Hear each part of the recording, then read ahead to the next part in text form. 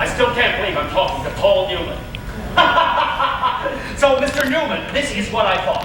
Wouldn't it be fantastic to get Beatrice Moncey and Sylvia Glenn on the same stage together? Beatrice Moncey and Sylvia Glenn on the same stage? How would you manage that in cages? The name Paul Newman alone would get them in a cage, let alone this wonderful new play I found. Well, hey, sorry, they're calling me on the set. I have to go. Nice talking. But if I could, then you'd be interested in... Interested? Yes, but I doubt that it's possible. I'll be in touch. By the way, how are things up there in the wilds of northern Michigan? Bleak. I'm surprised you could reach me up here on location. Where there's a will, there's a way. Give my love to Joanne. Oh, you know Joanne? Oh, sure. Oh, we go way back to... Look, I'll talk to you after I nail down Davis. So, goodbye. Goodbye. Oh, good luck. Have a nice day. Schumann Organization. Bernie Jacobs, please. I'm sorry. I don't know if Mr. Jacobs is in. Who's calling? Paul Newman. Paul, how are you? Mr. Jacobs, this is Martin Clemmer, producer of the off-Broadway hit, Craps. Your secretary must have gotten her signal slightly confused. Paul asked me to call you. He has found a first play by a young writer. It's 4 characters, 1 set. Now, he wants to do it, providing he can find the right 2 actresses to co-star with. Now, if he does, he wondered if you might be interested in booking it into one of your theaters. Well, I don't know. I'd have to read the play first. Yeah? And then I'd like to let you know. The reason I'm calling, well, you know how the theatrical community is. The Niederlander organization somehow got wind of Paul's enthusiasm. The Nederlanders? Yes. Well, if Paul's all that sold, we'd be interested. And if we're interested, we might invest or we might give you a theater. Fine. Can I tell Paul that's a firm offer? I'd like to talk to Paul. He and Joanne in Connecticut? No. Paul's shooting a film in northern Sumatra. But I talk to him every other day. Well, give him my best and send me a copy of the script. Will do. Glad we'll be doing business.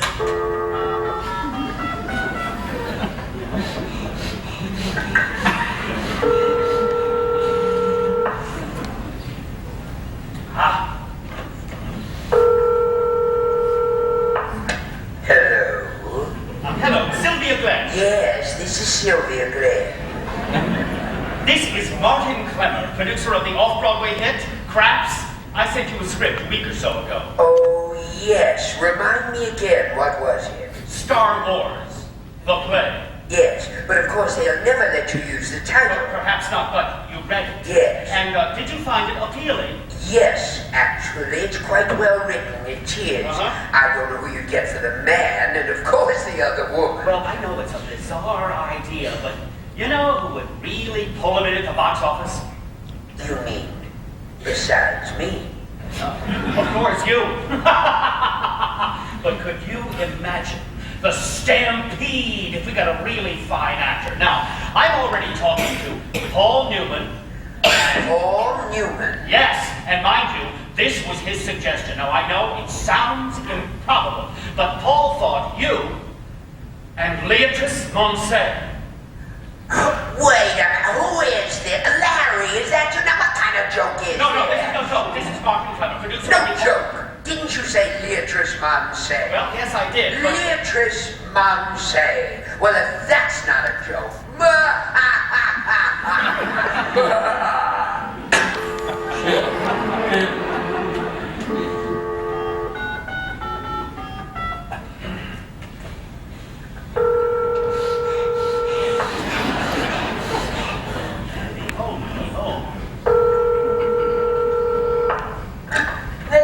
Hello, may I please speak to Beatrice Moncey? This is Beatrice Moncey. This is Martin Clemmer, producer of the off-Broadway hit, Craps. I sent you a script a week or so ago. Oh, yes? Yes, I think I remember. I get so many. Star Wars, the play. Oh, yes, I remember now. What a delicious title. What did you think of it? Well, I'm not really that interested in working on Broadway right now. I don't suppose anyone is. What with the cost? Paul Newman is. Paul Newman? Yes. Well, actually, it was at his suggestion that I sent the script to you. It was? Uh-huh. I hardly know Mr. Newman, Paul.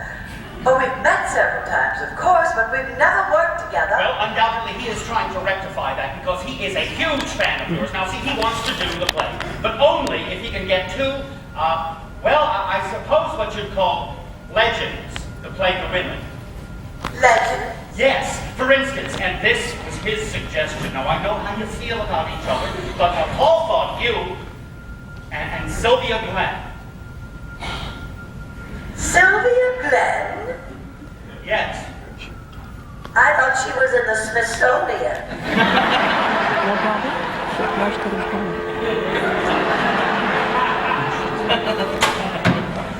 I should just call Paul Newman back, but I can't call him back. I could beat Paul Newman.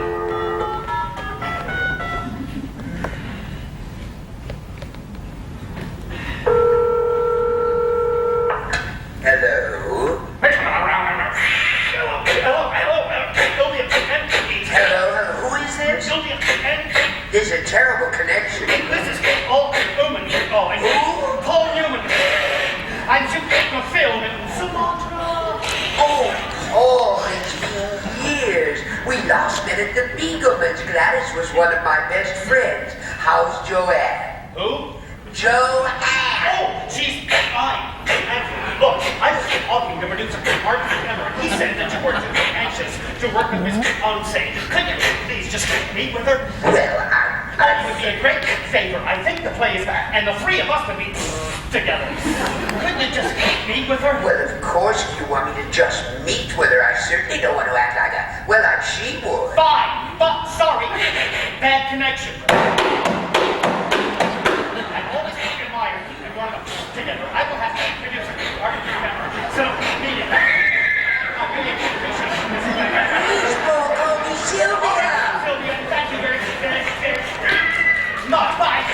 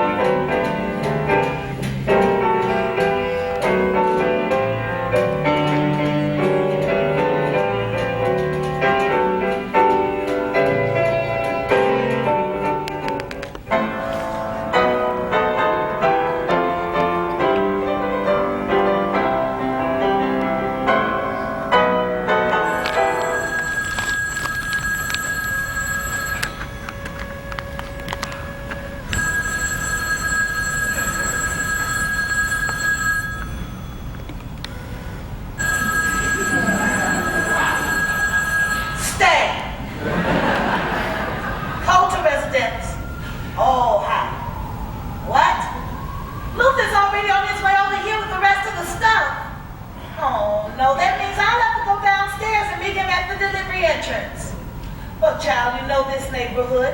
They give you a ticket for looking at the building, not to mention parking in front of it. Catch you later. Bye. Heel.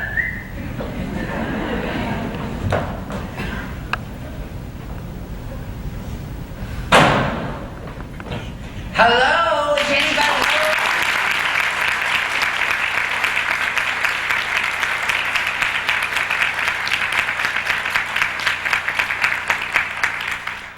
No.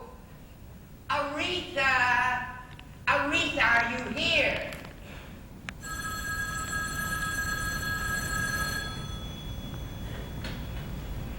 Hello.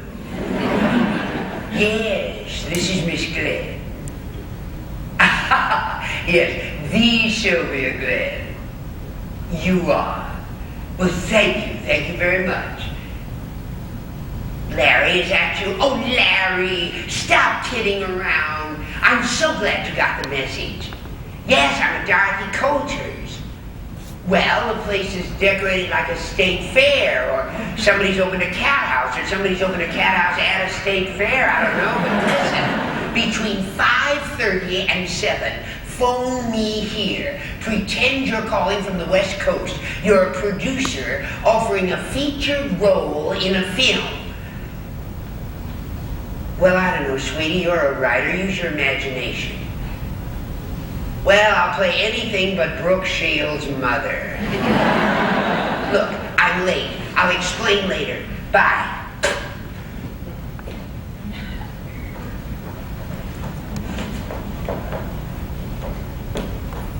Sorry, Dorothy, I'll have to put you in the closet for a while.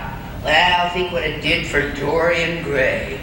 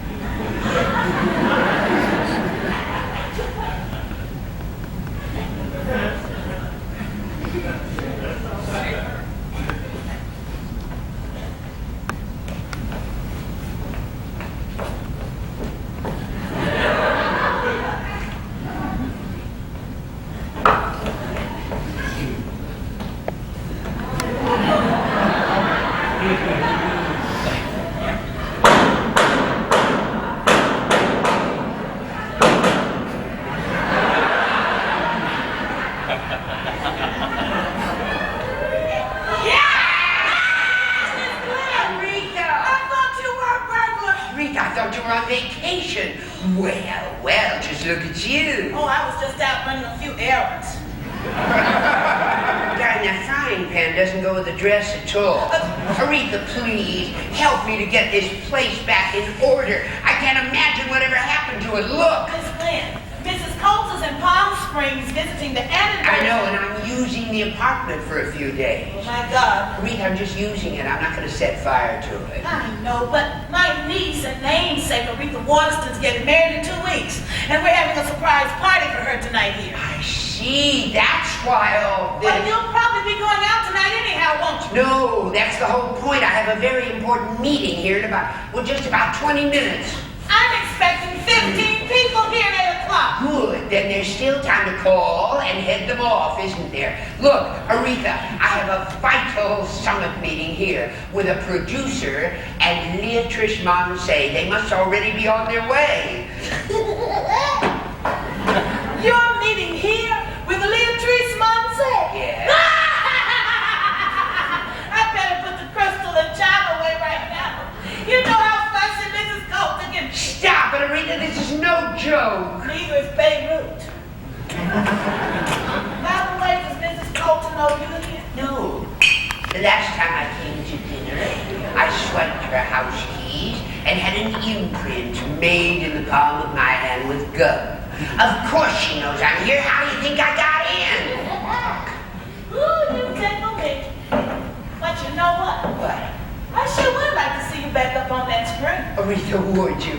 Would you really? Oh, of course I would. Then, honey, please, put the party off for a night or two. Help me to pull this thing off. Now, look, this is it. Leatrice Monsey thinks I live here. Ooh, Miss Glenn. Aretha, listen to me, please. Aretha, look, I'm down on my knees. I'm begging. Stop that now, or you'll make me pee. Anything to get you out of those clothes. Aretha, I'm in big trouble. I'm inches away from broke. You broke. Swear to God, I haven't got time for details, but I blew a big bundle, and now my daughter Lila. Look, here's her picture. Look, isn't this sweet? Oh, isn't she pretty? I remember you all. And adorable, and 3 times pregnant, married to a high school teacher in Oregon, so you know what that means. They could use a little help. And now, finally, I've got an offer, but the producer wants me, All right. Paul Newman, Get out of here. and Leatrice Monsey. Well, how come you didn't have the meeting at your place? I've just moved over to the west side into a fabulous walk-in closet. Aretha, 3/4 of this business is appearances. Well, I don't know if I can get a hold of all of them. Why, Aretha, isn't that Mrs. Coulter's sable coat residing upon your person? Why, yes. Why, good Lord, yes, it is. Does Mrs. Coulter know that you are throwing a party here for your niece? Well, I know Mrs. Coulter and you know Mrs. Coulter. And I would not think of mentioning any of this to Mrs. Coulter unless push came to shove. And Tweetums, welcome to the world of shove. Well, if it's that important. It's that important. Thank you. You're welcome. For God's sakes, get out of that drag. Leatrice the nun will think we've been having lunch at Luchess together. Oh, this place needs more me. Hello, LMA Suella, honey. We've had an emergency catastrophe. Now you've got that whole party list. Well, call everyone and tell them we've been preempted for tonight.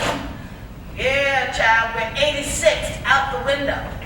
Well, we'll have it. How long are we privileged to have your presence amongst Oh, us? just a couple of days. I'll go to the movies tomorrow night if you want me to. No. Monday night. Same time, same station. Oh, and as soon as you reach everyone, phone me and let me know. All right, girlfriend. We'll party Monday night. I'll talk to you later. Okay, bye. Ooh, let me go get out of this outfit. Oh, you better bring a ladder. We have to get the rest of this stuff down. Let's get rid of some of this food. I don't want Miss Only Perfect Person in the world to think I rigged up a banquet just for her. Gotcha.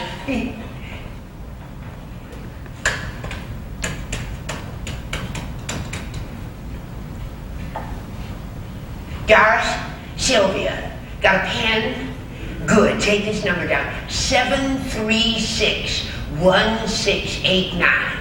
Now, between 5:30 and 7, call and invite me to some perfectly fabulous party or dinner or opening or closing or funeral or whatever and drop a few names, huh? What? What? She did? When? Where? In Vermont. 2 weeks ago, but that's impossible. We'd have all heard about it. Oh, just now? Oh, no. Oh, my God, how dreadful. That's the most gruesome thing I ever heard. Of course, lunch tomorrow. I want to hear every last gory detail. Bye. Oh, I never did trust cats.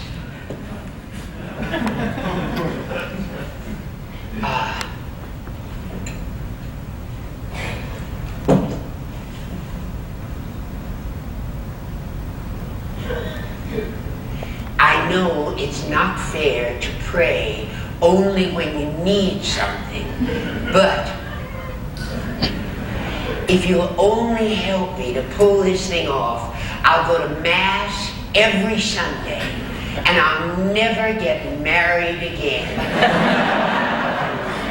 Please, it's mainly for Lila, and she's turning out little Catholics like crazy.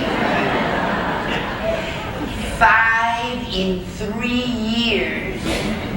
Oh, and tonight, please help me to remember my own mother's advice. Try to be popular. Try not to be yourself.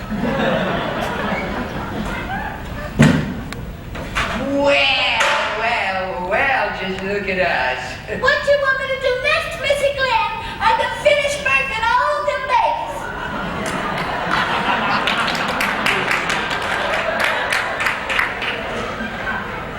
Frankly, Scarlett, I don't give a damn. Oh, Aretha, you are a doll. I owe you one. Well, how about breakfast in bed tomorrow morning? You're on. I'll make my famous eggs a la Sophie Tucker. Oh, so yummy, and only about 5,000 calories. Ooh, Miss Glenn, you're terrible. Just terrible. But I guess that's why I always took to you. You know, most of Mrs. Coulter's friends are well, so I've been company. But you're just terrible. I bet you've got some real trash in you. Yeah, real trash. Look, we'll just fold up Aretha Jr. She'll be as good as new. You broke. Yeah? But one of the biggest movie stars ever. And one of the dumbest with a buck. I thought it would never end. Well, it did. But you have such an exciting life. You know, I always wanted to be an actress. I always wanted to be Doris day. I mean, parties, going out of town, here and there. And nowhere exciting. Like, you know, the last big event I attended was right here for dinner. That was 2 weeks ago last Tuesday. But Sylvia Glenn? That's just the curse. Sylvia Glenn, we wouldn't dare invite her. She's all booked up. Well, Sylvia Glenn is sitting at home watching Dallas or Falcon Crest or Dynasty and wishing to hell somebody'd ask her to be on one and wondering what witch doctor Joan Collins goes to keep looking like that. I read in the Inquirer where she eats monkey glands.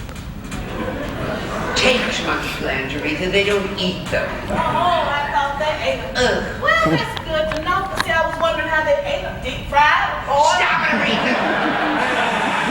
Oh, Jesus, Mary and Joseph, there they are. She was always early. Always standing around in full makeup, ready and waiting before they ever even set up the lights. Damn woman, I'll get you nature's mom said. I got both her heads. Now, when you let them in, think before you speak. Remember, a slip of the lip can sink a ship. Don't spill the beans. Now, if she has a drink, slug it. What I wouldn't give to see her crawling around on her hands and knees. And if we get into a fight, you are on my side. And how, Kimosabe? I'm going to slip into that divine little tea gown I wore, and that was no lady, huh? Yeah, I saw you and that was no lady, and you sure weren't. Aretha, wish me luck. I need for this to work. I really do. Oh, sure, honey, sure. Oh, thank you. Coming! If this doesn't work out, I'll be the only female movie star taxi driver in New York City. I hope she looks like Sam Jaffe in Gunga Din. Coming! We're up to our asses in movie stuff.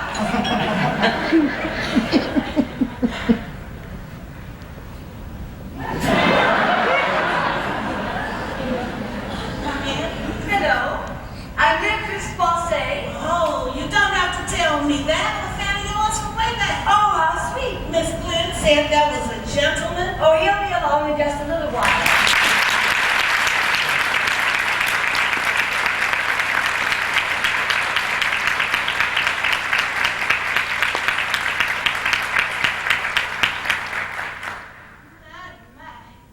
Don't you look like you just now stepped off the silver screen? Why, thank you. How very dear of you. What a lovely apartment. Yes. Sylvia always did have taste in clothes, cars, and houses, if nothing else. Oh, it is so good to finally meet you. Lord, I guess you suffered more than any lady in pictures, and I suffered through each and every one of them right along with you. Remember, in Rainbows and when that mean old George Saunders had your brains operating on and you went back into being a little baby girl? That wasn't very nice of him, was it? Nice. And in the sin of Stephanie Brooks, when your mean old brother-in-law-to-be had you raped so you wouldn't pass the virginity test so his brother wouldn't marry. Robert Mitchum certainly was a meanie in that one. If you'll excuse the expression, he was mean as cat shit. Ooh, yes, that man was mean. And when you got captured by all those savages in Borneo, and oh, what they didn't do to you too. The way they dragged you through the jungle and by the hair too. How come your hair didn't come out? And when you were asleep under that tree, and this great, big old snake. I'm terrified of snakes. They had to use a double. Sure looked like your belly that snake crawled across. Even the word does me in. But that was one mean batch of little pygmies you ran into too. You know they say any breed of thing when it gets that little is mean. Little ponies, shepherd ponies, they're mean. Any little stunted thing is mean. It's just like all that meanness gets scrunched up into a tight little ball and there ain't no room for it to spread around, so they just end up being plain mean. But I never thought of that. It's true. Let me take your cake. Will Sylvia be along? Oh, she'll be right out. Well, I think I'll keep it on for a little while. I'm still chilly. It is nippy out. It sure is. Now let me get you a drink. Oh, I don't really drink. Well, how about some cola, some tea, or some soda with fresh lime? Say, fresh lime sounds good. Now let's see. What would go nice with fresh lime? Well, we I have... know, gin. Gin on the rocks. Gin on the rocks? It's so cold out, just have one. Gin on the rocks. But please, don't make it too strong.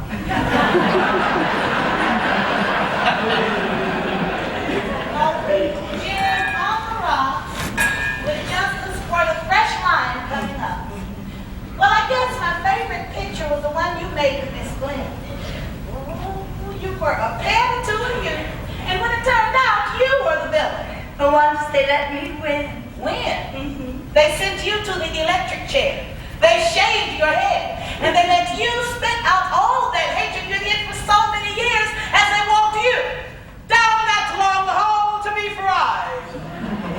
In Hollywood, that's called winning. Well, why the two of you never made another picture together, I'll never know.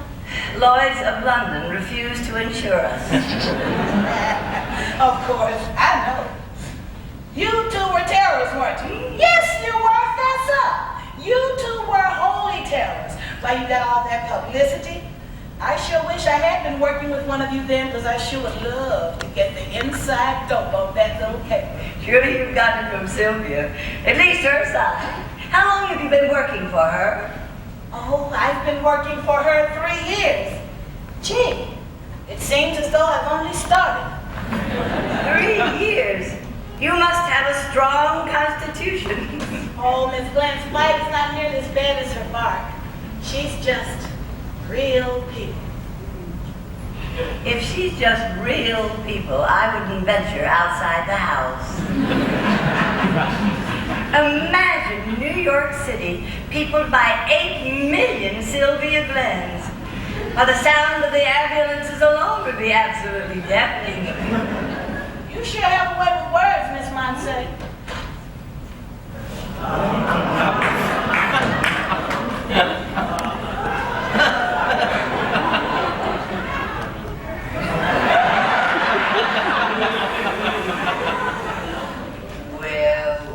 Well, just look at us.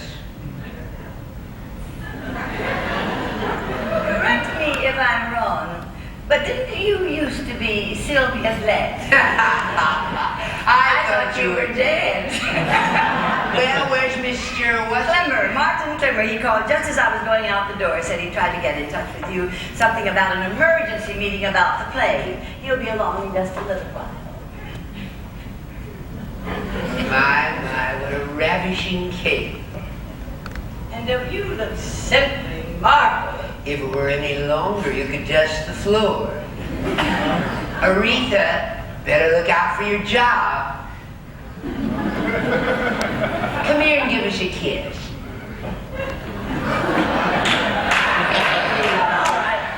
No biting.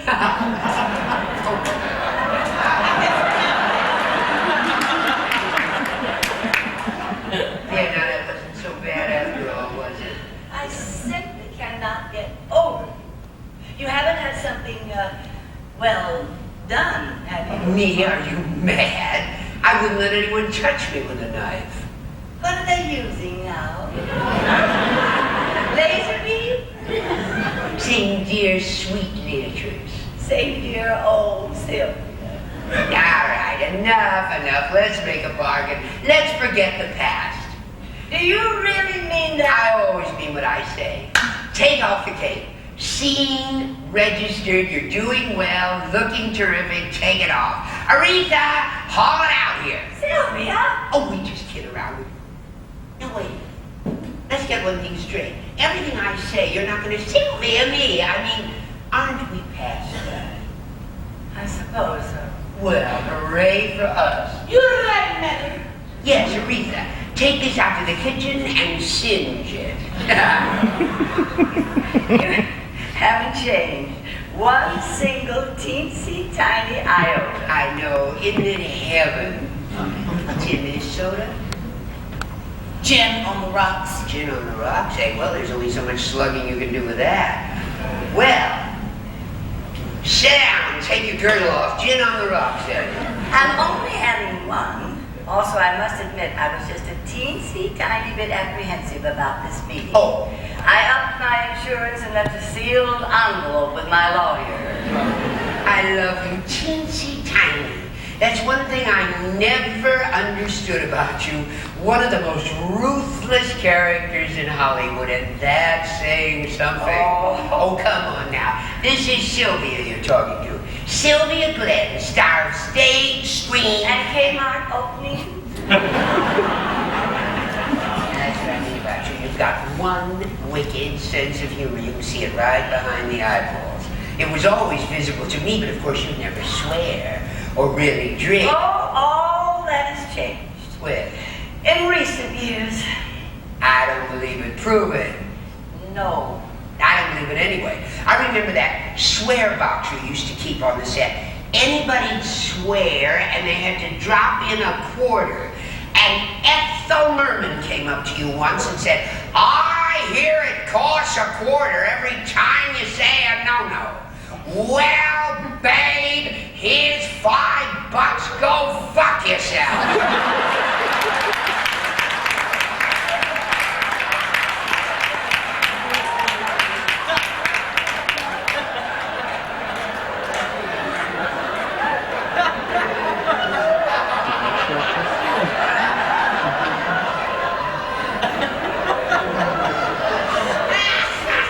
How can you say that about dear, sweet Ethel? Easy.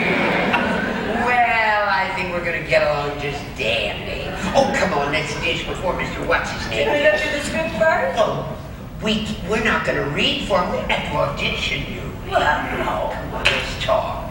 We can't meet after all these years. Start whipping through a script right off the bat. Of course, I almost forgot. What? Did you hear about Maggie Bain? No, what's she done now? She bought the farm. Oh, I know the old witch bought a farm up in Vermont. All those poor cows and horses. No. I was using the phrase in its metaphorical sense. She croaked. Croaked. We talked to Doris Tilton not a half an hour ago. Maggie has gone to her reward, which should be quite amusing if fair is fair. I don't mean to call her an old witch. Oh, come off it, Leatrice. They don't change just because they're dead, you know. Sylvia. Well, they don't. But the best part, the absolute juiciest. Do you remember all those cats she had? No one else would put up with her. Right. Well, get this. Apparently, she had a heart attack and died all alone during that terrible blizzard we had 2 weeks ago. No one came by. They couldn't see. The people who phoned thought she'd gotten out, but she didn't. And the cats didn't either. They ran out of dried cat food. And by the time somebody found Maggie, the cats had started to eat her. They did it. They did. Oh, how Edgar Allan Poe. Yes. Well, now, let's have a look at that script. Wait a minute. Yes, what? How much of her did they eat? I don't know, but those must have been some hungry cats. Poor Maggie. Oh, I'll make you a drink. Let's talk. Cats ate Maggie Bay. Not all of her. They didn't just find an old shoe and no Maggie. The cats ate some of her.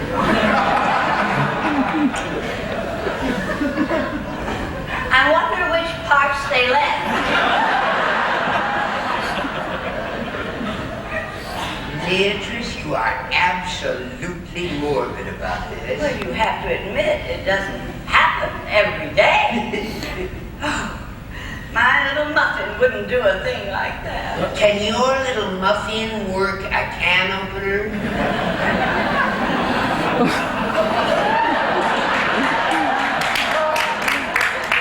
Of course not. Then don't put her to the test.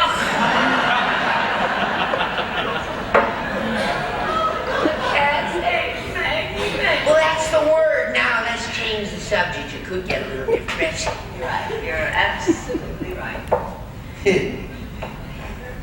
You know, I'm beginning to enjoy myself. Well, with all this good news. It isn't that exactly. You always had a weird streak. You tried to hide it, but it was there. Maybe just a little. About the size of Argentina. There we are. I don't know why, but I always like to mimic you. I know, and I don't know why, but I never liked it at all. All right, I won't, I swear. How about some canapes, Miss Montse? Why, thank you. How very dear of you. Smoked salmon and caviar? Why, they look like little caviar baskets, don't they? Yes, caviar basket. Just for literature. Sylvia, I wish you wouldn't do that. I know. Bad, Sylvia. Who's a bad girl? I really wish you wouldn't. It's only that I never got over you talking that way through more than half a movie and getting nominated for an Academy Award. I was retarded in that movie. I hope to tell you. And you were perfect. You, never won an Oscar, did you? I did too, and you know it. I won it in 1968 for playing a hooker in Go for Broke. Oh, yes. I know it was for Best Supporting Actress. Are the supporting ones the same as for Best Actress? No, of course not. Mine is made of cardboard stuck together with crazy glue. No need to get testy. I'm not testing. Now! Thank you. Well, we each won an award. Me for a hooker and you for a nut. Say that last speech for me. Go ahead.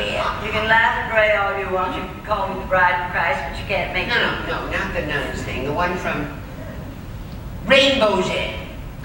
I don't remember it. You do too. You remember every line you ever had and lots of everybody else's. All right, I remember it, but I won't say it. Oh, I just love that movie. It was so sad. I cried so until my sinuses threw in the towel. Please. All right, I'll say it for Aretha, but no laughing. Of course not.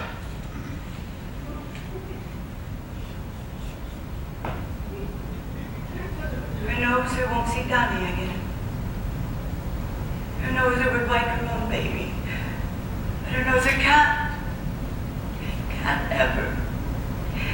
If only her mind had kept up with her body, but no. So I think I best just go bye-bye now. Now I lay me down to sleep. I pray the Lord my soul to I'll be George Saunders. To keep, my dear girl, to keep. No, to take. Oh, please, dear Lord, to take. That was lovely. Just lovely. You were damn good. And why did you always make fun of me? Oh, because I was jealous. Maybe. You were forever playing nurses and nuns and saints, and I was stuck playing tramps. That was not my fault. It was typecasting.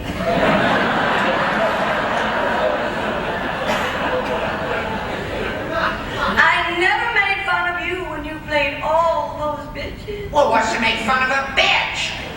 Oh, listen to me, Frank. I'll get to Chicago if I have to beg or borrow or walk or crawl on my hands and knees. I'll make it to that town if I have to go on a freight train, on a Greyhound bus, on roller skates, or on my back. Ah, that's it. That's her. And if you'll excuse the expression, she mostly got there on her back.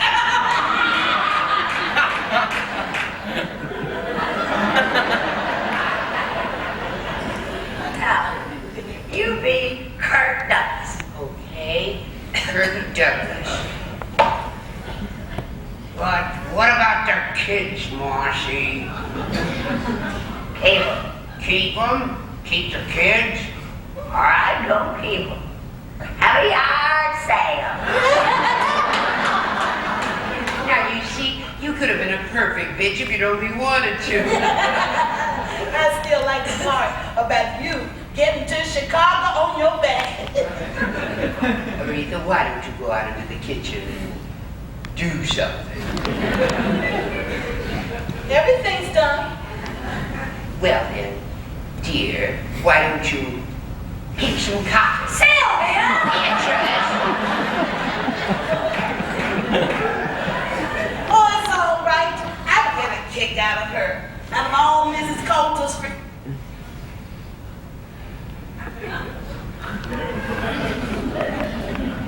I think I will go pick some cotton.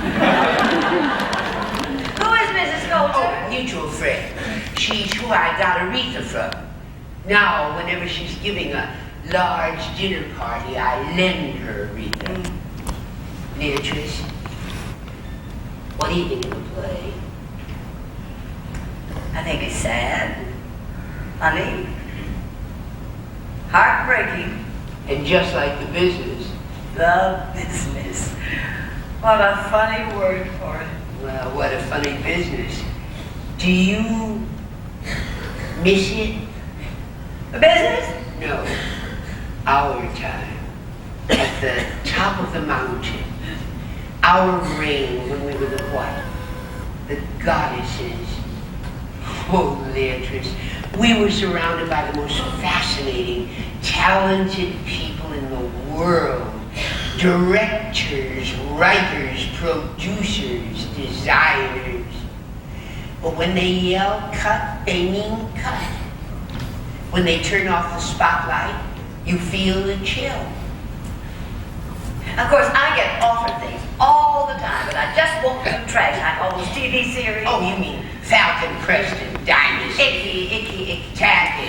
Thank heavens for wise investments. Wise investments? I heard you were financially fragile. Financially fragile? Oh, no, I've never lived up to my means. And I certainly have never lived past them like so many people in our profession. For instance, I don't even keep a car and driver anymore. Sometimes when I want to go to the theater in the evening, I rent a limo. But most of the time, I just hop into a cab. Well, next thing you'll be taking the subway. I took the subway just last year after that huge snowstorm. I couldn't get a car, a driver, or anything. So the gent who was taking me to the theater that night said, I know, Beatrice, let's take the subway. See, you always went around with some pretty smart cookies, didn't you? Darling, I know when you're putting me on. And you're putting me on now. And that's not nice. Financially fragile. Strangely enough, I heard the same thing about you. You did? Who told you that? Last summer, Mary Lou Berman said... Oh, well, would you take anything Mary Lou Berman said as gospel? Do you realize how old Mary Lou Berman is now? Certainly older than she looks. Of course she is. She's even older than she is. But apparently you're doing all right with Aretha and this apartment. And a few other goodies, namely my Lila. Oh. No one ever understood how you had such a lovely, normal child. Me either. I lucked out. I just loved her. Do you know I made 63 films, and she's by far my best production. Speaking of that, whatever happened to your last, Husband? number 8? 7. Ooh, I always thought there was a number 8. Well, there was, but I had a note, so it doesn't count. Even the church says it doesn't. I wouldn't think the church would have anything to say about you, period. I beg your pardon. I'm still a practicing Catholic. I go to Mass every Sunday, and I go to confession and communion. Well, 8 husbands? 7. All right, 7. How do they even let you inside the church? None of my husbands was Catholic.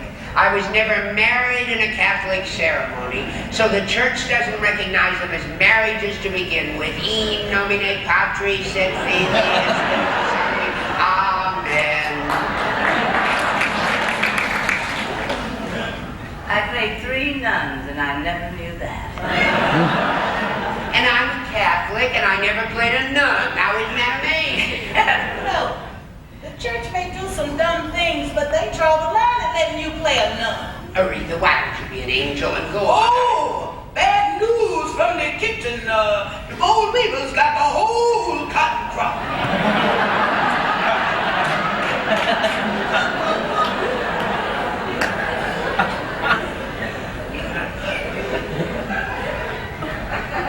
Well, then why don't you plant a new crop? I'll have the sprayers in on Monday. Yes.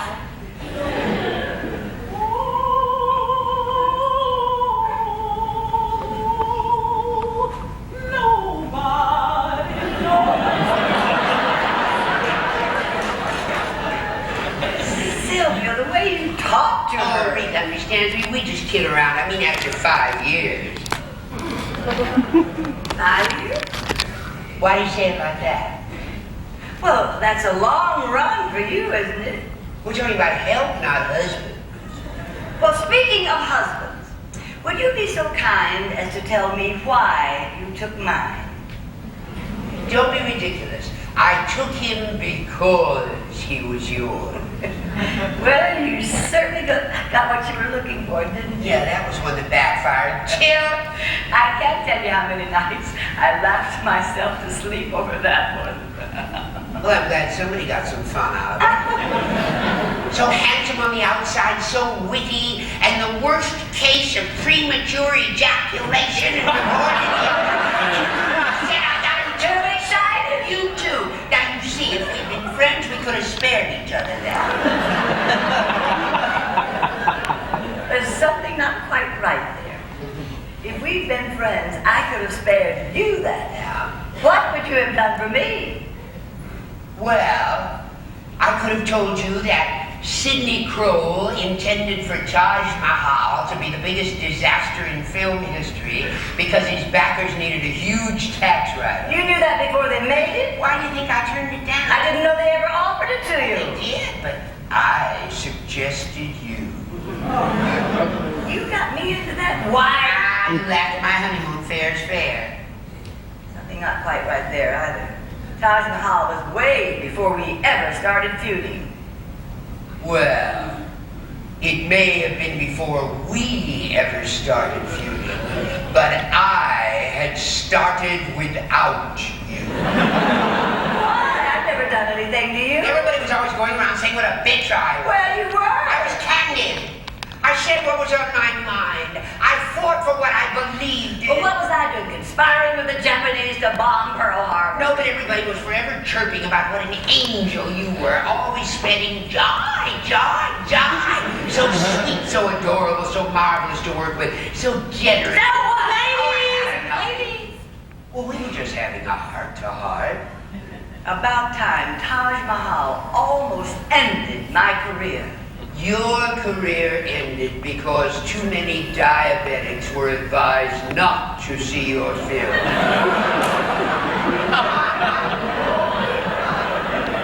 That's what I'm talking about.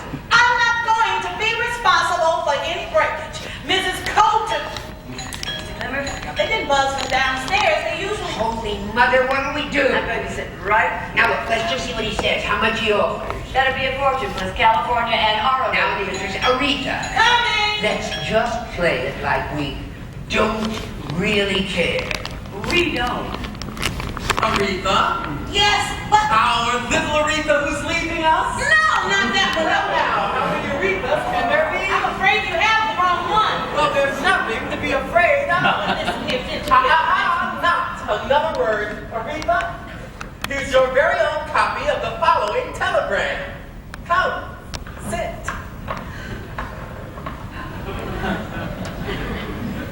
Ladies. Happy wedding to you, Aretha, our dear. Your guy is so neat, your guy is so sweet. Within a year, we want to hear the pitter-patter of little feet. Love, the gang. P.S. But for now, we sent you this little treat. What you want, baby, I got. What you need, you know I got. All I'm asking for a little respect when I come home, baby, when I come home. Just a little bit. Ain't gonna do you wrong while you're gone. Ain't gonna do you wrong 'cause I don't wanna. All I'm asking for a little respect when I get home, baby, when I get home. Just a little bit. I'm about to give you all my money. All I'm asking in return for it, give me my heart when I get home, baby, when I get home.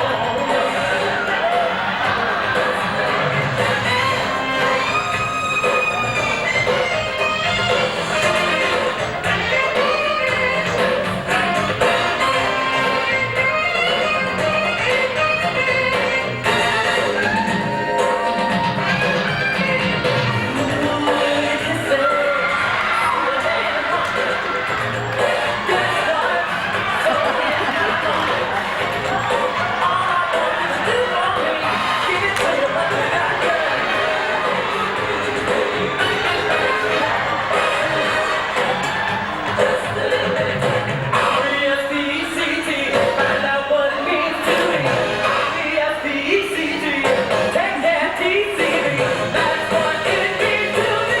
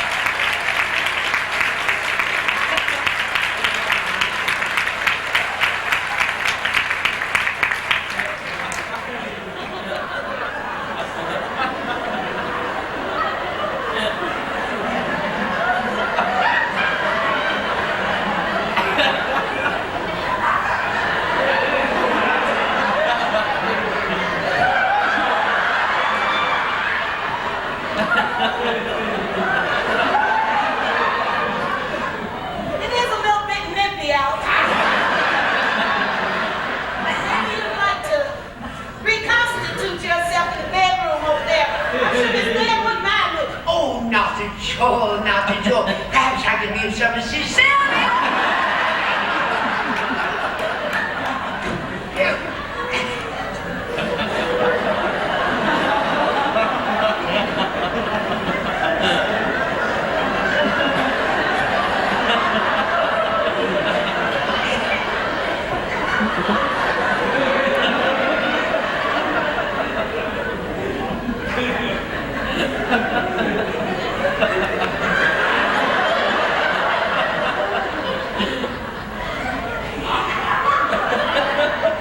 That was something.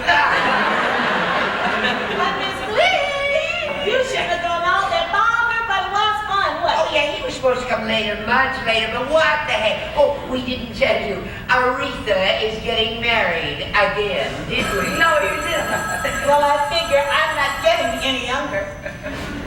Do you have performances like this every night? Or just during full moon? Hello? Yes. Yes, I sent the stuff up. Well, how are things in Palm Springs?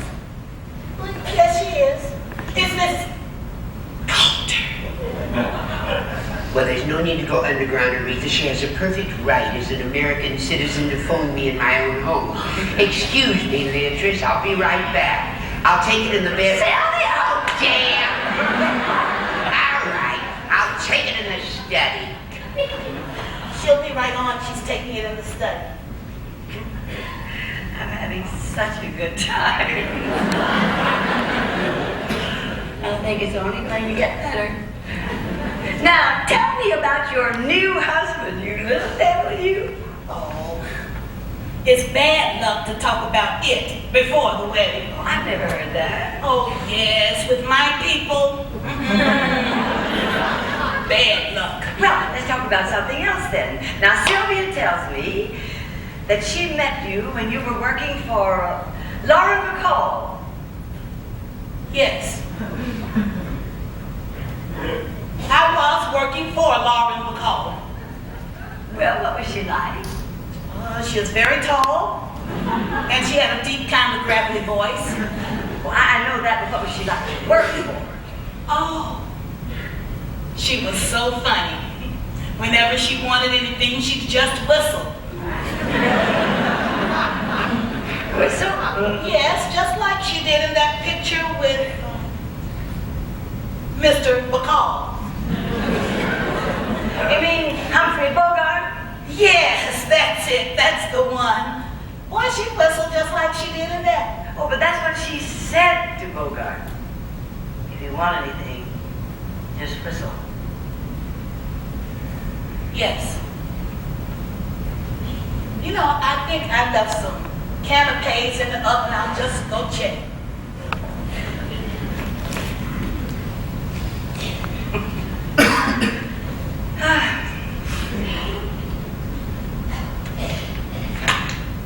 Mrs. Dorothy Coulter, 758 Park Avenue, apartment.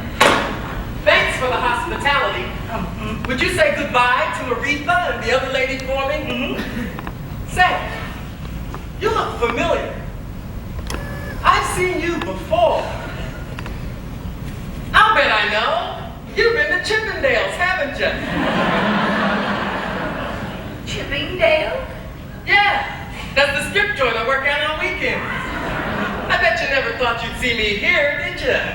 No, I never did. Here's my card. Thank you. In case you want to give me to a friend. Good night. Good night.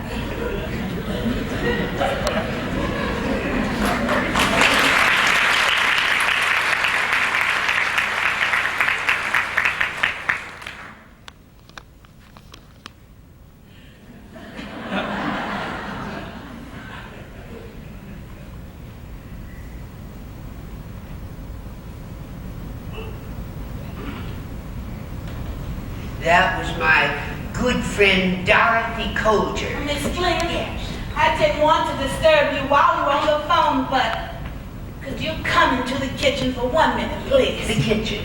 Not another attack of boll weevil. No. I think I spilled something.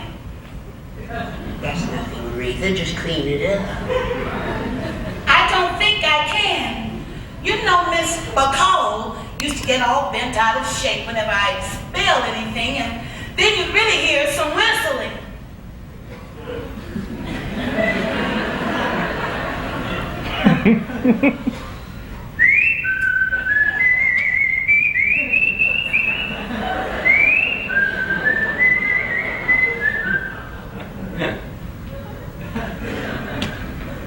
That's it. That's the one. I think she's been drinking. Sylvia, I like the play. And in the past, I've admired some of your personas. Some of your acting has been good at times, but I do not like your tricks, your game. Now, wait a minute. That was a long time ago. That was in Hollywood. We're both older and wiser now. And we're talking about the theater. The legitimate theater where there's no room for I'm that talking sort of... about honesty, truthfulness, and laying the cards on the table. Well, then you're talking to the right gal. If I'm anything, I'm a straight shooter. Raise your right hand and swear to God. I swear to God. There, that's settled now. Let's drink to Imelda Marcos. Imelda Marcos. the barefoot Contessa. Imelda Marcos, indeed. Funny, she always spoke well of you. Oh, shit. Mrs. Dorothy Coulter, 758 Park Avenue, apartment 18, New York City, New York, 121 Time, Newsweek, Harper's. And did you know that you met Aretha when she was working for Lauren Bacall? And did you also know that Aretha has been with you 3 years instead of 5? You must have lost a couple of years. Boozing, no doubt. It was all a little white lie. I told it mostly so Mr. Clemmer would think. Now look, Beatrice, this play is so right for the two of us. It's right for two actresses of a certain age, but you are not one of them. Or if you are, I am not. Aretha, my cake, please. I'm going to be late for 21. Mr. Clemmer can have you with my heartfelt sympathy. And he can have someone else as well. Everyone else is either dead or we're not speaking. Oh, Beatrice, can't we talk this over like two sensible adults? We are not two sensible adults. We are one sensible adult and one sad, pitiful. Thank you, Aretha. Do give my best to Mrs. Coulter and Betty Bacall. Your compassion and generosity are truly touching. I hope you choke to death at 21. By the way, I was the one who started that fire in your dressing room trailer. Oh, that's all right. It was my secretary who put X-Lax in your coffee every morning.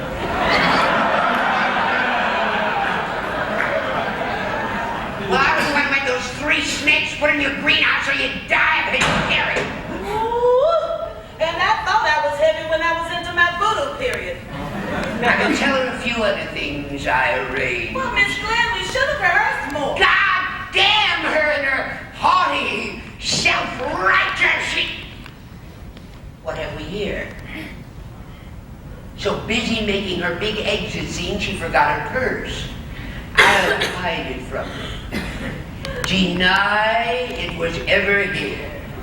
Take all her credit cards and clean out Bloomingdale's and Saks. Oh, this yellow paper looks familiar. Dear Miss Monsey, we're sorry to report that your request for an additional 13 weeks of unemployment insurance has been turned down due to insufficient earnings in the last fiscal year. However, a monthly allotment of $230 in food stamps will be provided you. On top of this, your union, Screen Actors Guild, gives you a certain...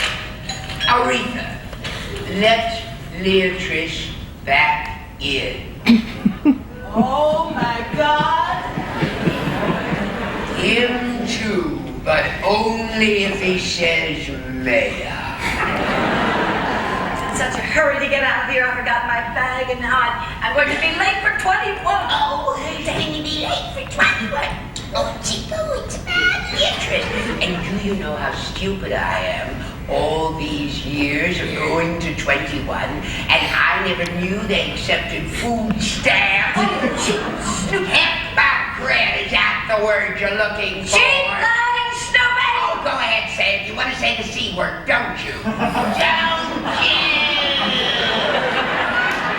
The C word?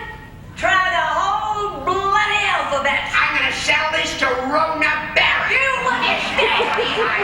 It's obviously flat-ass, down at the heels, bloody broke. I may be drunk, but I am not mentally ill. You will be when I get through. I despise you. You and all your damned autographs, badly framed photographs. Not my pictures, you damn... Clemmer shows up. Screw Mr. Clemmer.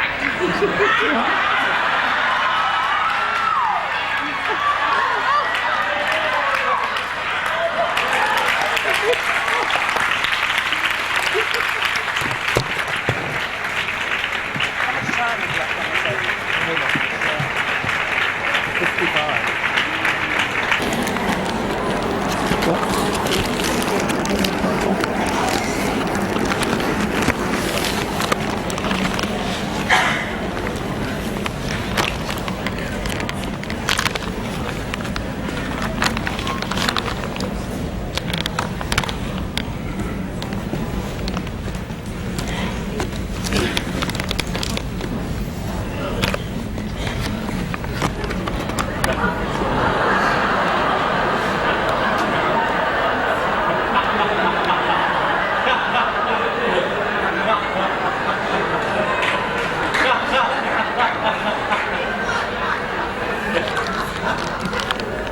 right, ladies. I'll just put down here underage is indeterminate. Brilliant. Terrific. Oh, I'll get it from the New York Times. Now, you know, they've already got the obituaries written for anybody over Watch it. 55 She said, watch it.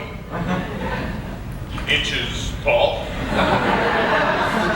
I guess that's just about it. Oh, officer, those neighbors across the hall, the Wilburs, when I drop one pot in the kitchen, it's a call to the lobby. When I drop 2 pots, it's 911. Yeah, we have to answer all complaints. Besides, Mr. Wilbur works at City Hall. I do it. I do it all alone. Now, let me make sure that I've got this story straight. This apartment that you trashed isn't yours. I mean, neither one of you lives here. We were just rehearsing a play we might do. Yes, we were just visiting. It belongs to Dorothy Coulter, a very good friend of mine, and a very good friend of someone else who works. The mayor. Right. Oh, there you are. Well, by the looks of things, I guess I'd rather rehearse at a friend's house, too. Well, officer, is there anything we could do to... Well, you know, actually, I've seen both you ladies many times on the Late Show. See, do you get paid every time they show you movies? No! Now they do, but not when we made them. God damn it to hell and Louis P. That's too bad. I was wondering if you wouldn't mind giving me your autograph. Would you? I know. Not at all. My mother used to see all your movies when she was a little girl.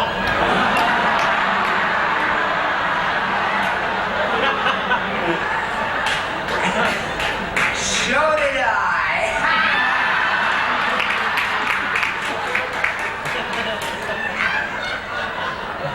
Did you, Miss Glenn? Of course. To whom? To Juliet. She's my grandmother. She was always crazy about you. So was mine. Then I take it we're even and there won't be any more. Oh, no. I hope you didn't misunderstand. I still have to file my report. You mean after all that mother and grandmother bit? Yep, I'm one of the new breed. We're uncorruptible. Well, we're the old breed. We don't pick on helpless women who are just trying to put a little life into a dull reunion rehearsal. Thank you so very much for your consideration. I threw a party once for the entire Beverly Hills Police Department. It'll be a merry day in hell before they eat off me again. Wrong precinct, anyway. I hope you end up in one of those tiny little booths smack in the center of Lincoln Tunnel. At rush hour. With exhaust fumes as deadly as nerve gas. And when the next child is born, people ask whether it's a boy or girl. I hope you have to pause for about an hour before answering. Then I guess autographed pictures are out. Yeah. Good night. Good night to your aunt. Well, I guess y'all told him. Damn. How are my ladies this evening? I guess I could call Manhattan Cable and see if we could get a gig on their mud wrestling show. Aretha, would you be a dear and pass me my wig? Oh, please pass the wig. What is that color? Greer Garson pink? Amelia, would you be a dear and help me to reconstitute myself? About time. Very few women can wear aluminum foil.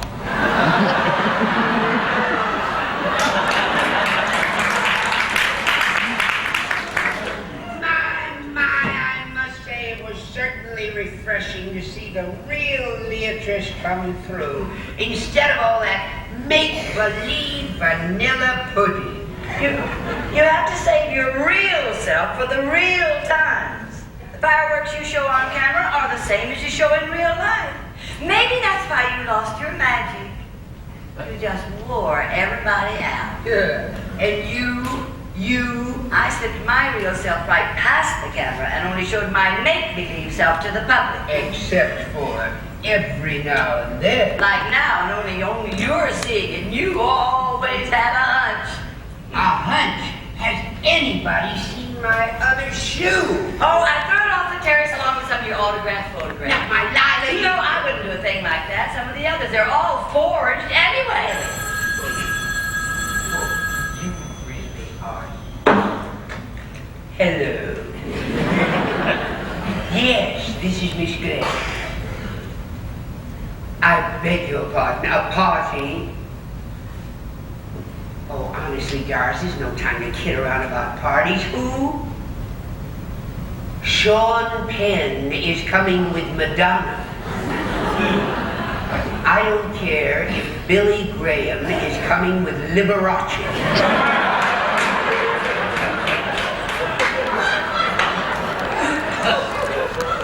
You'd be a joy to work with. You really would. Well, that's something we don't have to worry about, isn't it? Oh, thank you, Aretha. Oh, my God, Dorothy has big feet. Wait a minute, I left these here 2 weeks ago when it was raining. My God, I have big feet. I don't know why, but I'm hungry. Well, why don't you call up 21 and have them send something over? Aretha will take the food stamps down to the taxi.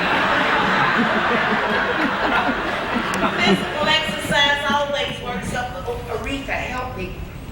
Oh, Sylvia, what's the matter? Coca-Cola, Pepsi. oh, okay. I'm a little Coca-Cola. I forgot to eat. I skipped a meal at this. Here you go. You just need a little. You'll be all right. Aretha, what is it? Miss Glenn's diabetic. She takes care of it. Now she needs a sugar fix, huh, baby? What else can I get you? Pruned apricots, anything Okay, I'll like be a minute. that. Pour her some more Coke. Shouldn't we call a doctor? I just gotta get my blood sugar up, something sweet. Something sweet. Oh, there's some cookies over here. Cookies, See that's them? right. Oh, they look wonderful. No, they're brownies.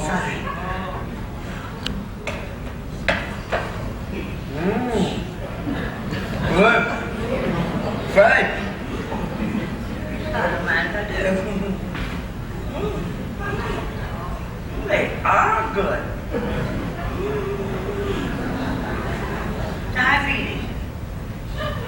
I didn't know you had diabetes. Neither did I till a couple of years ago. Then suddenly, whammo, another one of life's surprises.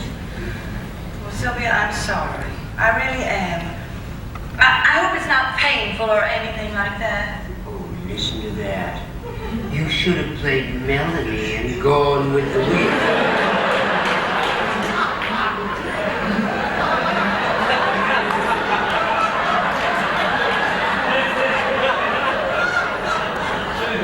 You would have made Olivia de Havilland look like Captain Bligh.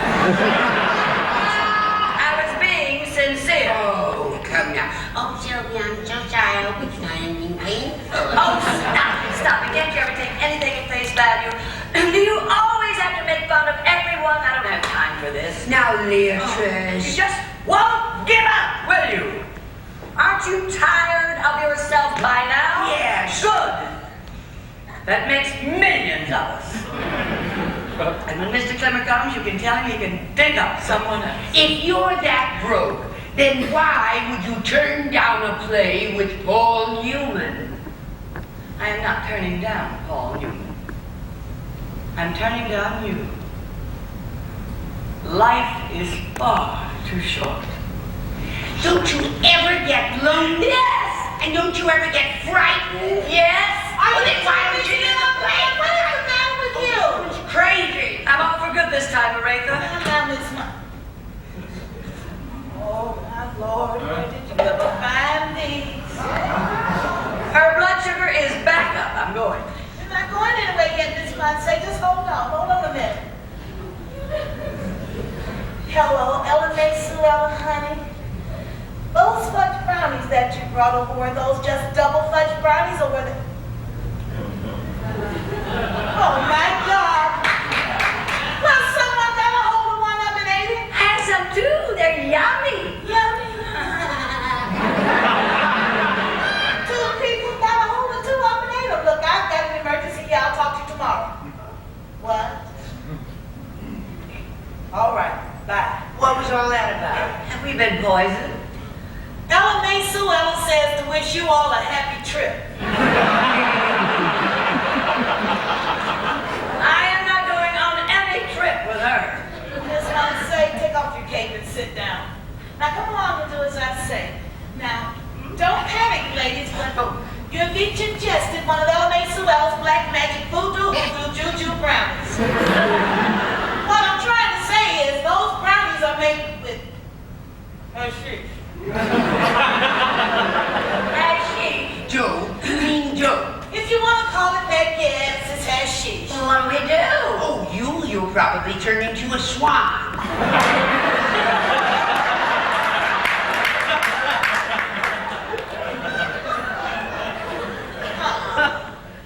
This is no time for fussing. This is a time for serious thought. Now you two listen to me. I may not know much about being a movie star, but I do know about Ella Mae Sue Ella's black magic voodoo juju brownies. Well, do we get crazy? Now, Mia, true. I mean, do we get crazier? How many animals in a zoo? Hash brownies affect different people different ways.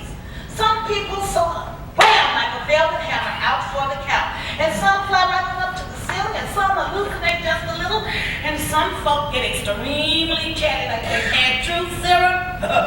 It all hangs out. And some just sit and think, and others laugh. Happy as piss clams at high tide.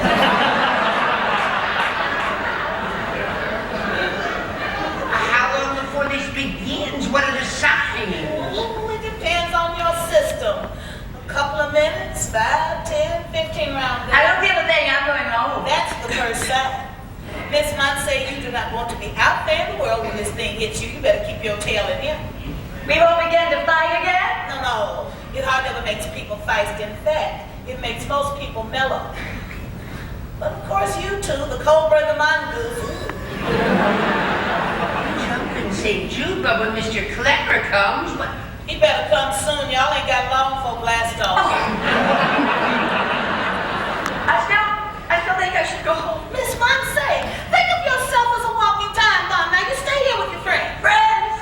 Well, I'm your friend, and so is Miss Glenn, aren't you? I am if she agrees to do the play. You see, that's just what I need. Now, ladies, remember that picture with Miss Bankhead, lifeboat? Yes. You are in a lifeboat together. And you don't want to rock it too much because ain't no telling who might fall out. All right, now what do we do? I'll tell you what to do. You want to stuff your tummies with food. The fuller your stomachs, the less the hashish works. And you want to keep busy, active. Don't just sit around. Now, I'll get to work in the kitchen, and you two, tidy up this place just in case it does show. Well, I don't feel a thing. Oh, you'll be fine, girlfriend. The vacuum cleaner is here. The broom and dustpan are right around the corner there. Now, I'll go hustle up some food. And if you two start getting goofy, just give a yell. Now, take care of mine yourself. Well, if Aretha's cooking for us, the least we can do is tidy up for her. Right. Oh, it's such a mess. Look at this land. It looks like it's ready for forest lawn. Oh, you smashed my lawn, Turner. Didn't you always want to? Yes. Now, you sweep up and Yeah. I'll vacuum. I just love to vacuum. Sometimes when I feel blue, I just vacuum and vacuum and it just does something.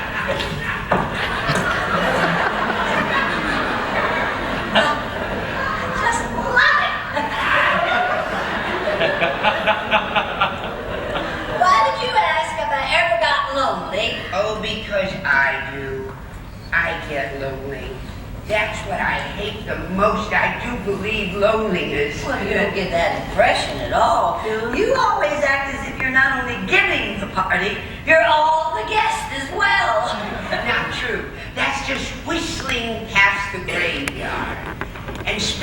which, that's what I hate about dying. What? Well, everybody's always sounding off about how you have to die alone. You come into the world alone, you leave the world alone. I always thought it would be kind of nice if we all held hands and jumped together. But we'll be going in opposite directions. Aren't you afraid of dying? Oh, I'm not so afraid of dying anymore. I mean, leaving my body. I just hate to leave it in such a mess. Well, speaking of messes, we better step on it before the boss gets back.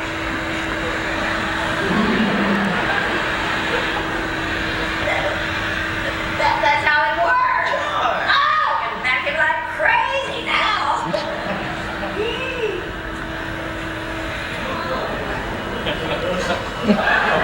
Well, now that's much better. They must have been loose to begin with.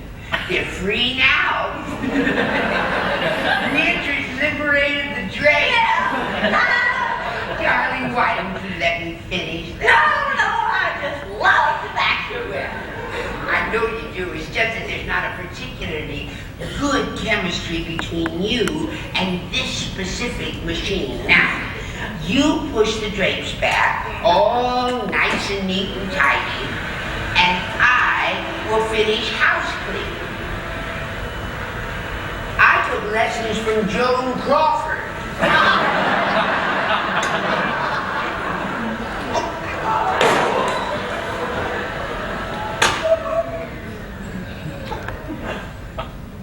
They were a pair in life. Now they're together in death.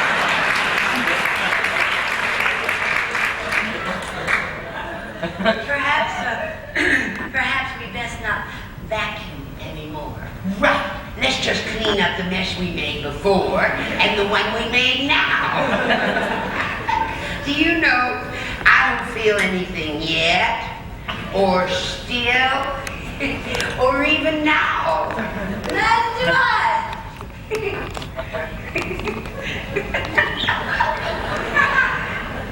Except breakage doesn't disturb me as much as it used to. I feel like it's just one of those things, just one of those crazy things. Good girl.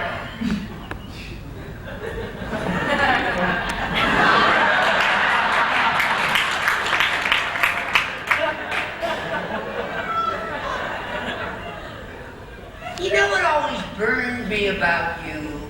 Being an orphan. You were jealous of me being an orphan. Whatever for? Oh, it's so glamorous and mysterious. All those rumors. Leatrice is a princess. Leatrice is a mulatto.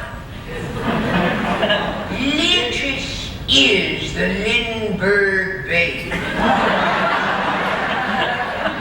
That was my fave. Leatrice was found floating in a septic tank. You made that one up. I did, I liked it. Honey, we're fine. We cleaned up, we knocked down a curtain, and broke the other lamp.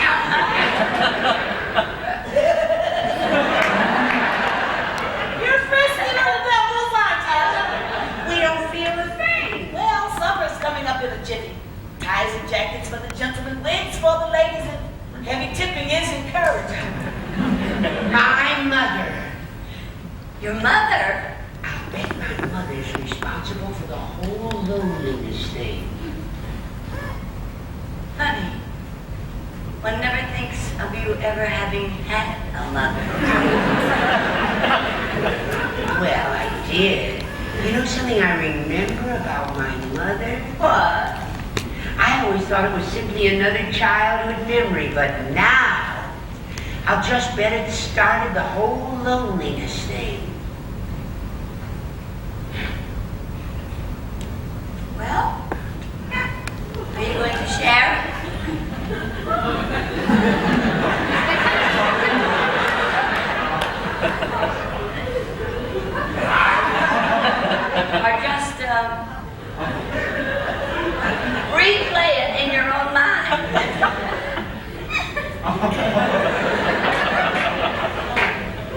No, you see, when I was about 7 years old, my mother came into my room and caught me by surprise looking at my ass in a mirror.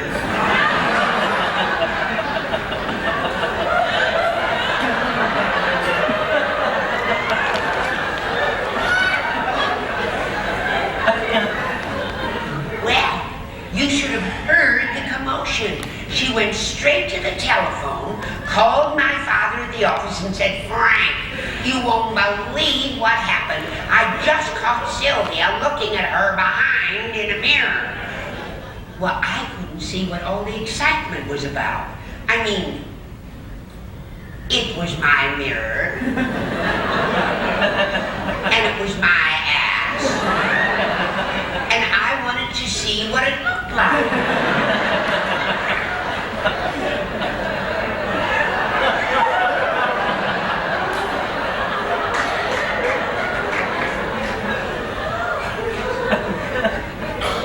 I wasn't doing anything to it. I was just looking at it. Well, my mother dragged me out to our fenced-in backyard, locked me in, and told me to stay there. Jesus, I'm chatty. Maybe that stuff is working and I'm the chatty type.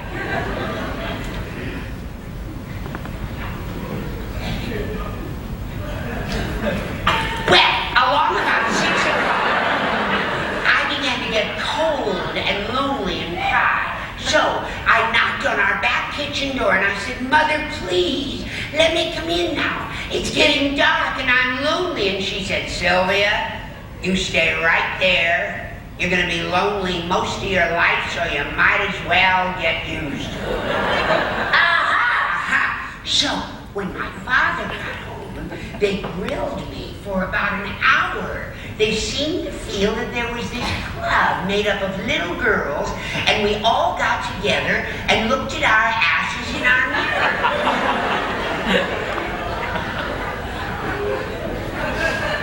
When they finally let me go, I was so mad, I went straight up to the attic with a fly swatter and I killed every last fly I could find. And then I spelled my whole name out in dead fly. And when you looked at it, it didn't seem right in dead flies. And you thought, I've got it. I've got it. It would look better on a marquee. Right. And by God, I made sure it got up there. You know something? What? I don't think I ever looked at my arse. Never? Well, not that I remember. Certainly not with a mirror. It would be extremely difficult to do it.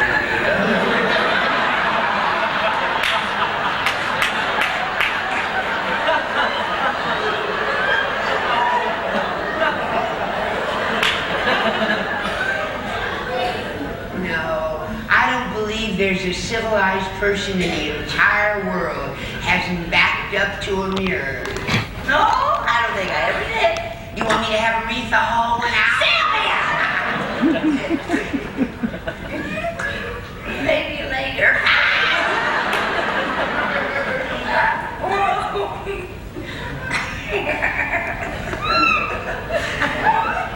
What are you laughing at? Well, we've certainly known enough of those in our time, haven't we? Speaking of that, whatever happened to Laura St. Clair? Oh, I heard she died of boredom while dictating her memoirs. Down, my happy little lumberjacks. I've been hearing laughter, such a sweet sound. Now come along, ladies, put on the feedback. I think the two of you are flying higher than a kite. Beatrice, I really think this play is so good. But then, we always think every play we do is good. I don't suppose people ever actually get together and decide, let's put on a steaming turd.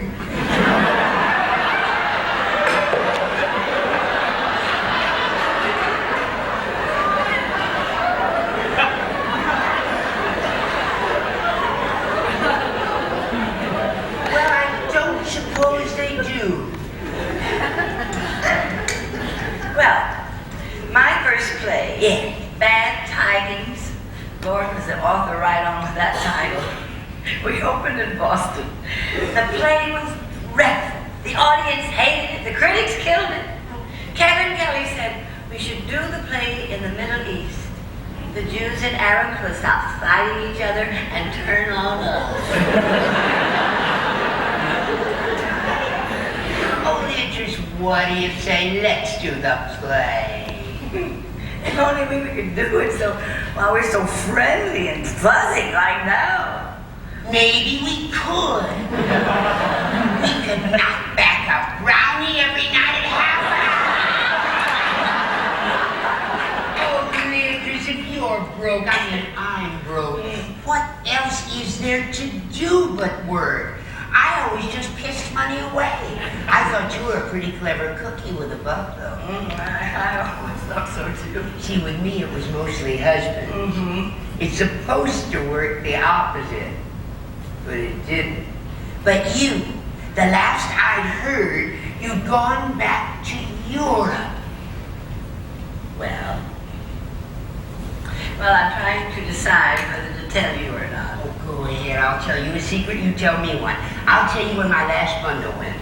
I put $650,000 into a film to reactivate my own career. It was unreleasable. They couldn't even sell it to cable. My own money. And my Lila needs it. So. Oh my God, I must have been mad. So there. And you? All right, I'll tell you. I went to France to do one of those international films. That's where everyone speaks in their own language. I had no idea what was going on. But I fell in love with the author, French, 34, loved older women, and guess what? Really did. I still had some money then, a couple $100,000, maybe a little more, and he was making a fairly good salary. But he also wanted to open a restaurant and call it Chez Beatrice. So we pooled our money, formed a French corporation, and watch out for those. We were looking for just the right spot when Beatrice, is this going to be a sad story? Well, a true one. That's a sad one. One morning, oh, he was lovely in the mornings. He discovered a hard little lump under my right breast. It always amazed me that I didn't find it. It took a lover. When it was diagnosed, a Swiss clinic was recommended, one that guarantees secrecy. So Jean-Louis and I went to Switzerland, where I underwent treatments for a year. Switzerland, that's where you disappeared to for a year? Actually, a year and a half. You know how we hang on to our careers? I had everything done. But December 21st, Merry Christmas, I had a mastectomy. Jean-Louis went through it with me all the way, and when I asked him if it would affect his art, it seems an obvious question, but you have to ask it, don't you? Yes. He would always squeeze my hand and say, no, no.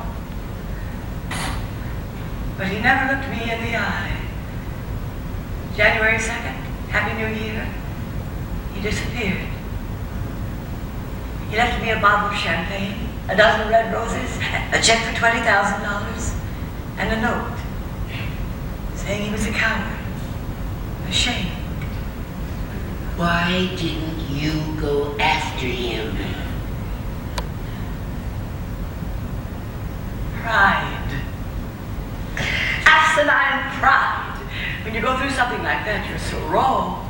Also, I wanted at all costs for no one to know that Beatrice Moncey had lost her breast.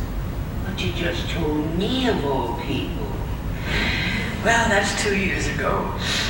Also, I'm afraid we're drugged to the gills. There's an episode, slight rolling movement to this lifeboat now, and the sea is getting so choppy, and the colors are so brilliant. And even so, oh, Beatrice, I'm sorry you had to go through all that I am. You are one brave, beautiful bitch. Here we are, a couple of broken down fillies, but still in the race, huh? Oh, not Mr. Clemmer. Not now. Oh, son of a bear. Aretha, that's Miss Annie just has to be. Tell him to send him up now. No! Go ahead, Aretha. Why not? Because you're in a good mood. I was, but I'm not anymore. Well, when did it stop? The bell rang. All right, then please don't louse it up for me. If you're fool enough to turn down a play when you're on food stamps, then let's just say that I'm available, but you've signed to play the Tooth Fairy in the history of dental hygiene. Yes? Mr. Clemmer, well, send him right up. Thank you. No! Yes. Now, listen. I heard everything you all said in here. Aretha! Well, if you had two movie stars and they got into your brownies, wouldn't you be interested in the results? Now, if you don't take this offer after what I've heard, you are two of the dumbest white women I ever knew. Now, get your act together, ladies, and do it in double time. Quick now, or I'll spill the beans to the Inquirer. Hairbrushes. And a hand mirror. Leatrice, you're not going to check it out now.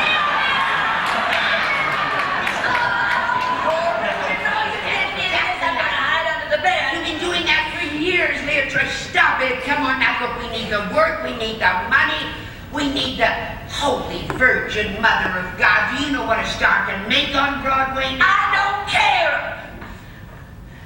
How much?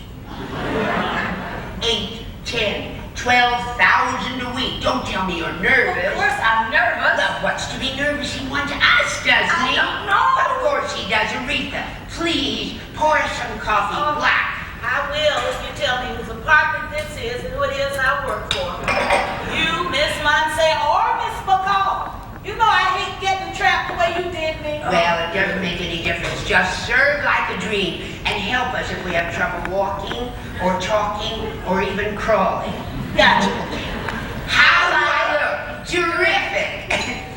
Now, remember, whatever he offers, ask for more. I sure wish I knew who lived here.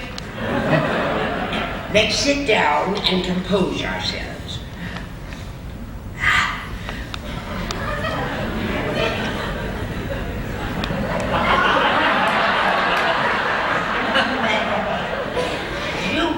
Priest, I forgot all about Billy. Leatrice, I know you wouldn't try to screw me, would you? Of course not, darling. Thank you. My agent will do that. Now, it's an acting exercise. We won't act drugged, act normal. Hello, you must be. Martin Clemmer, producer of the off-Broadway hit, Craps. Let me take your coat. Thank you. Now, here, I'll keep this. Right this way. Martin Clemmer, producer of the off-Broadway hit, Craps. Thank you. Please excuse me. I wouldn't have kept you waiting for anything, but I had a very important meeting. Oh, my God. Oh, my God. What? Time has stood still for the two of you. Miss Glenn, don't get up. Oh, thank you. Miss Monse. So nice to meet you. Sylvia is having the apartment redembered. She means redone.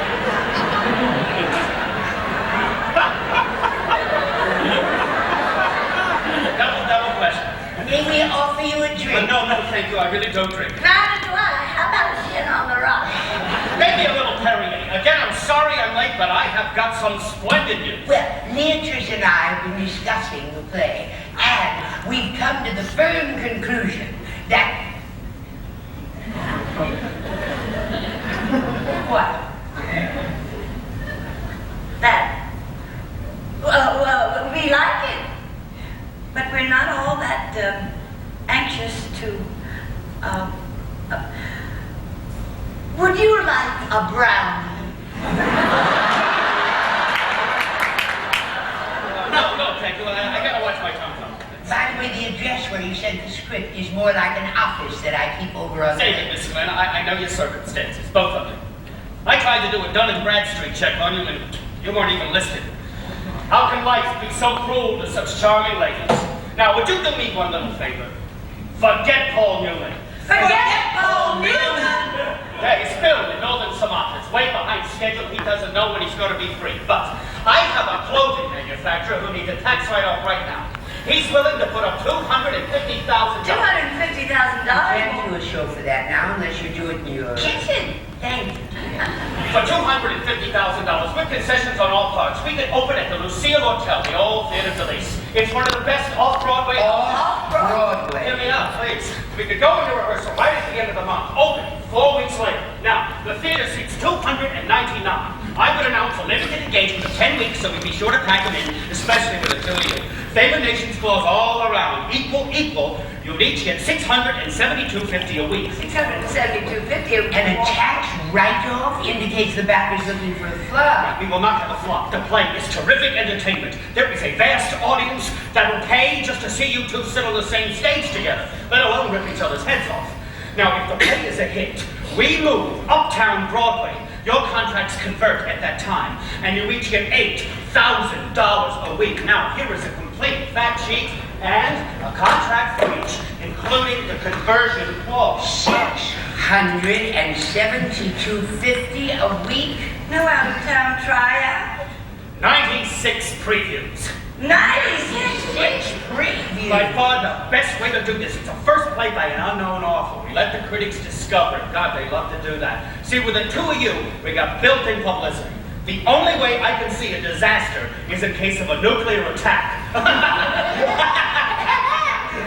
Here's a list. 7 directors who have read the play. 5 want to do it in the event you both agree. You mean to refuse? No. One has a film starting in January, and the other has a minor heart condition, and his doctor advised him that working with the two of you would be extremely hazardous. Here, and God forbid it should ever come to this, here is a list of other actresses who are distinct possibilities in the event you should refuse the project. Other actresses? On second thought, why don't you have a brownie? They're absolutely delicious. You know, I don't mind if I do. I haven't had a bite to eat all day.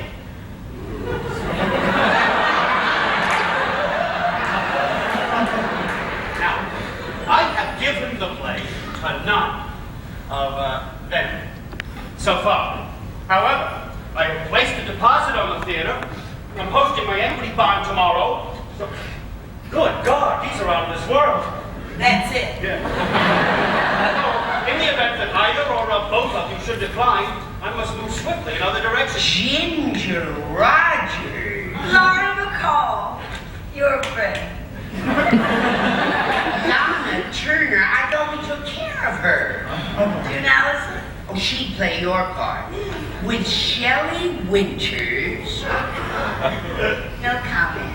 I can't tell you the excitement of the script is stirring up all over town. I have already had calls from all of the Gabors and half of the Red Prince. Arlene Dahl. Rhonda Bruni. Aren't they the same one? Look, as I said before, I know your circumstances, both of you. I do not want to dwell on this aspect, only to let you know I'm aware. I don't feel I'm taking advantage of being candid with you. I will do everything in my power to assure the best possible production. Now, here is a list of...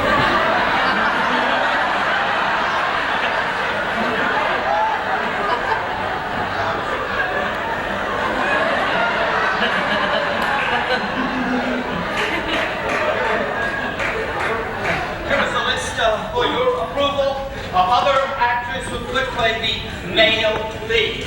Now, I'm not naive enough to believe that you would each sign your contracts right now. Oh, it would be sheer folly of me to try to back either of you two ladies into a corner. I don't believe in pressuring anyone, especially in this business. I know you had your agents and your lawyers and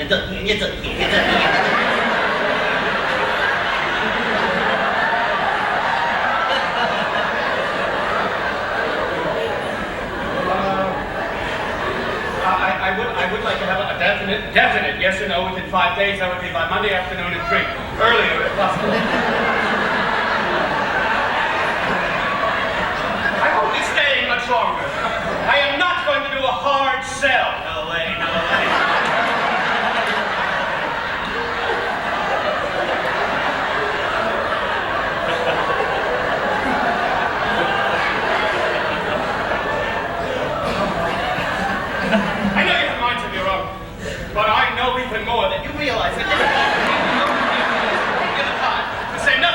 finances.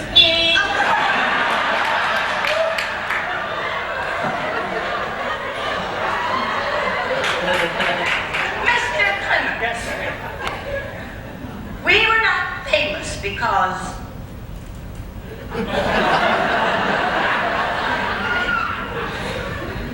we were rich.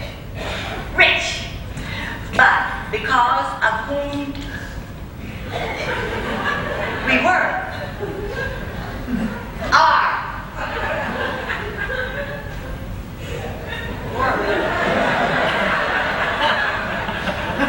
The first name, very good evening, that I thank you for our guest.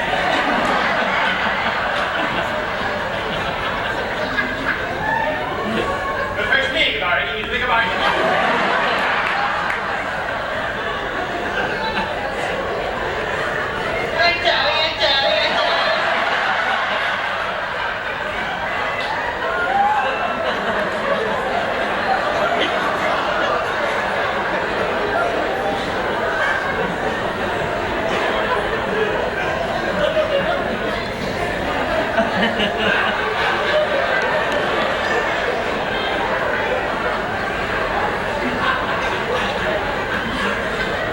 By God, Leah Trissy has a point there.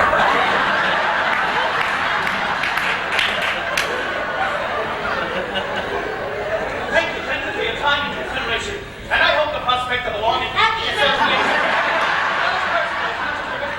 You might like, just not say. I have a video cassette of your performance in Rainbow Tent, an all-time Academy Award favorite. Honk! And Miss Glenn, I have you as Rogue. You're brilliant.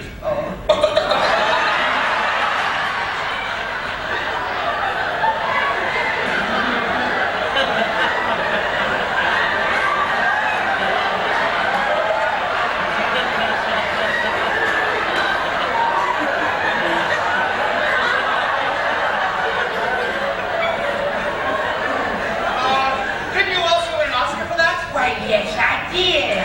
She played a hooker. And she was simply marvelous. Oh, I can believe it. Still on the job, huh?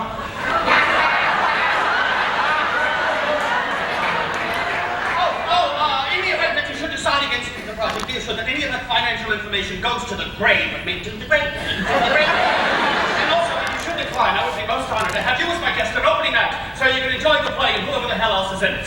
Again, it's lovely to see you. Although you're looking so well, you're obviously getting along.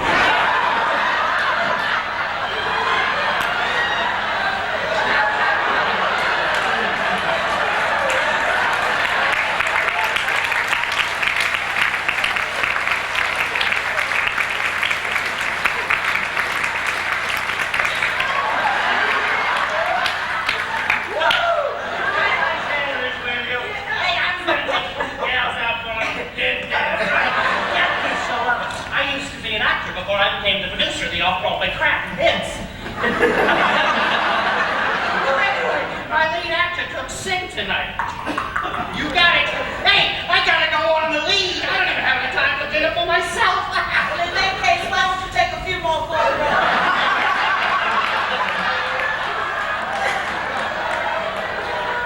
By all means do and break a leg.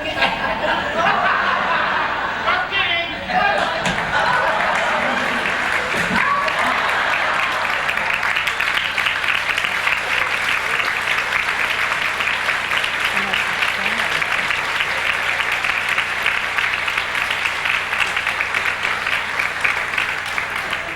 That son of a bitch. Blackmailing low-life killer. Oh, look at the two of you. What are you complaining about? You got this wild offer right out of the blue. What else have you got to do? What on earth do you want? I want yesterday. Well, you're not getting it. They sold it. I know what I don't want. I don't want to end up all lonely and forgotten and go to sleep in a cramped studio apartment with a lighted cigarette in my hand. I mean, I want to be cremated, but I don't want to do it myself. Or just get old and shriveled up, start to take a bath. boulevard. And down the drain you go. Like Gloria Swanson. She got tinier and tinier.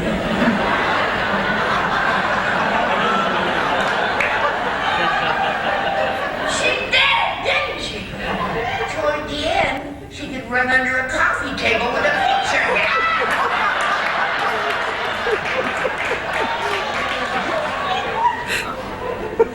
What in the name of Loretta H. Young are you whimpering about? Take the bait and run with it.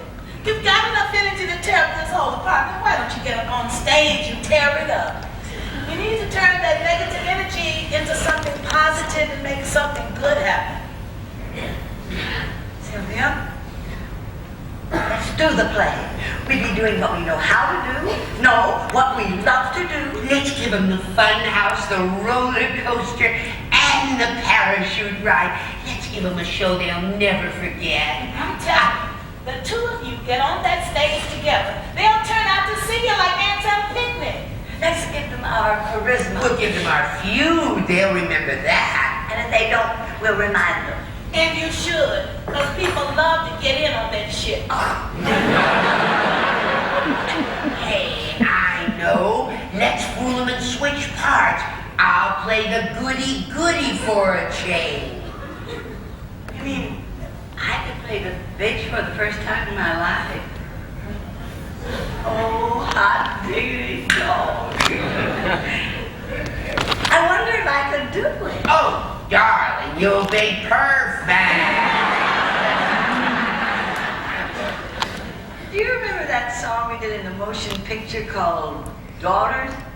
When we played those two girls from the boy. You got to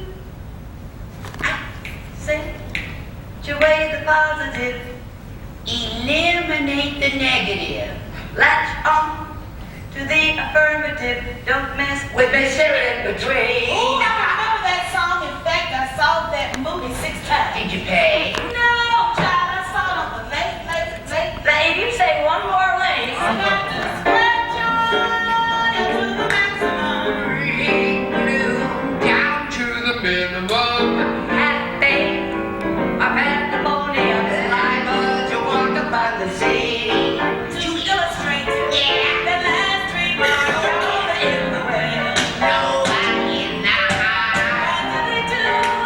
Just when everything looks so dark.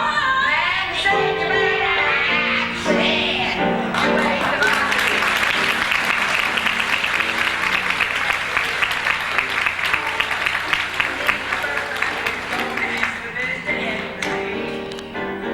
Five, 6, 7, 8. where did you learn to do that, Steph? 5 choreographers and 7 husbands ago. I almost thought there was a number 8. Actually, it was 9. You gotta access, switch away the positive, I let the negative, latch on to the affirmative. Don't mess with this in between. To illustrate my national joy in the way. What did they do? What did they do? Just when it looked so dark.